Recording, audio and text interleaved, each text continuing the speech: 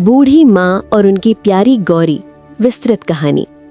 एक शांत और हरे भरे गांव में एक बूढ़ी माँ रहती थी। लोग उन्हें अम्मा कहकर बुलाते थे। उनका असली नाम अब किसी को याद भी नहीं था, क्योंकि गांव में हर कोई उन्हें अपने जैसा मानता था। लेकिन सच ये था कि अम्मा बहुत अकेली थी।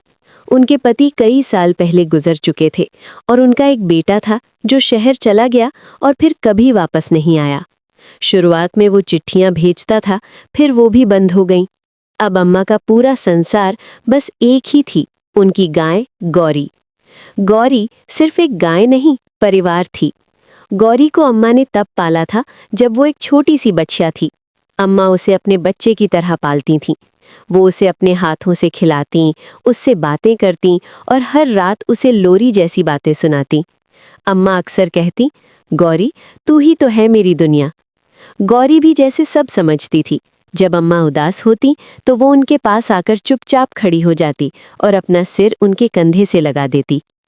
अम्मा की दिनचर्या।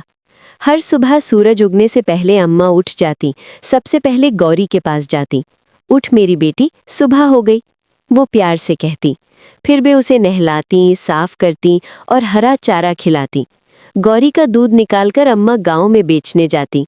उसी से उनका गुजारा चलता था। गांव के बच्चे भी गौरी से बहुत प्यार करते थे। वे उसके पास खेलते, उसे सहलाते और अम्मा से कहानियां सुनते।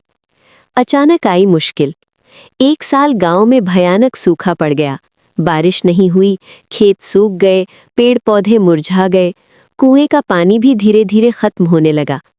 गांव में हर किसी की हालत खराब थी। अम्मा के पास भी अब चारा कम पड़ने लगा। वो खुद खाना छोड़ देती, लेकिन गौरी को खिलाने की कोशिश करती। एक रात अम्मा बहुत कमजोर हो गई थीं। वे गौरी के पास बैठकर बोली, अगर ऐसे ही चलता रहा तो मैं तुझे कैसे संभालूंगी मेरी बच्ची। उनकी आंखों से आंसू गिरने लगे। गांव वालों की सलाह। अगले दिन कुछ गांव वाले आए और बोले, अम्मा अब हालात बहुत खराब हैं, तुम अपनी गाय को बेच दो, शहर में अच्छे पैसे मिलेंगे, तुम आराम से जी पाओगी। अम्मा ने तुरंत कहा, नहीं, मैं अपनी गौरी को नहीं बेच सकती, वो मेरी बेटी है। लेकिन जैसे जैसे दिन बीतते गए, हालात और बिगड़ते गए। सबसे कठिन फैसला। एक दिन अम्मा बहुत देर तक चुप बैठी रहीं।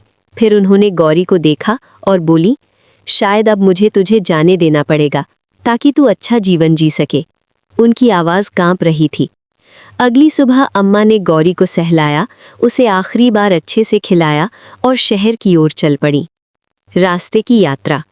रास्ता लंबा था, धूप तेज थी। अम्मा धीरे धीरे चल रही थी और गौरी उनके पीछे पीछे। आज दोनों ही चुप थे। कभी कभी अम्मा रुककर गौरी को देखती और उसकी आंखों में झांकती, जैसे पूछ रही हो, तू नाराज तो नहीं। गौरी बस शांत खड़ी रहती। अचानक हादसा। शहर के पास पहुंचते पहुंचते अम्मा की हालत बहुत खराब हो गई। उनकी आंखों के आगे अंधेरा छाने लगा और वो अचानक जमीन पर गिर पड़ी। गौरी जोर जोर से रंभाने लगी। उसकी आवाज में डर और दर्द था। एक दयालु किसान। उसी